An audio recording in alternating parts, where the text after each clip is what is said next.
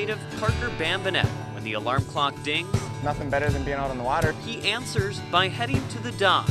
Tourism in Canal Park is screaming. Coffee being brewed before another day of fishing for a living. I started fishing with Lake Superior Fishing back in 2015.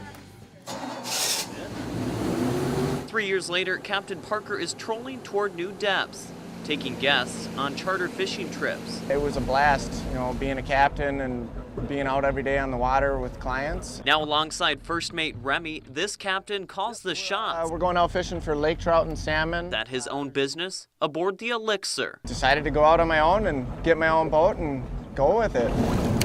Bobbing for new business in a market densely consumed with charter competition. Decided to just go for things and not, take anything for granted.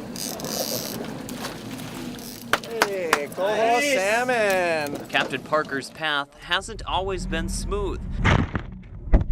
A bad accident changed his perspective. Breaking both my legs kind of gave me a whole new outlook on life. Tragedy taking over in 2012. A snowmobiler came by, ended up running one of my tip-ups over, and I was miles from anywhere. There's no reason for him to be around. To make a point, Parker pushed for an answer as to why the man would do what he did. Waved my arms like, what the heck? He ended up turning around his snowmobile around and running me over. It took a whole year before Parker would be back doing what he loves. Here, fishy, fishy, fishy, fishy. And I was actually steelhead fishing that spring using a cane in the river. 1 year later, the snowmobile driver's girlfriend decided to come forth, opening up about the accident.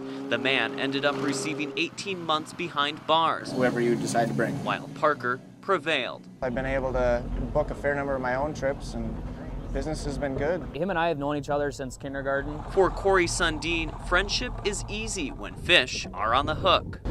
And then I catch fish. We've been fishing the big lake since I think we started going out in high school. It's kind of like being on the ocean, except not.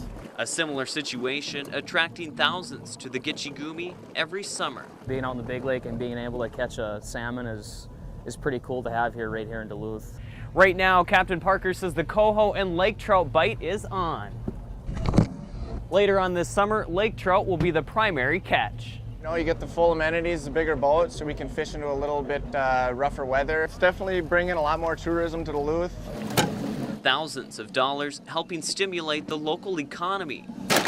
For Captain Parker, my favorite part is when I can have a kid catch a fish that, maybe doesn't get out fishing that often. Oh, nice coho salmon here. Charter fishing comes at a cost which often results in priceless memories. Put him on ice and he'll taste great tonight.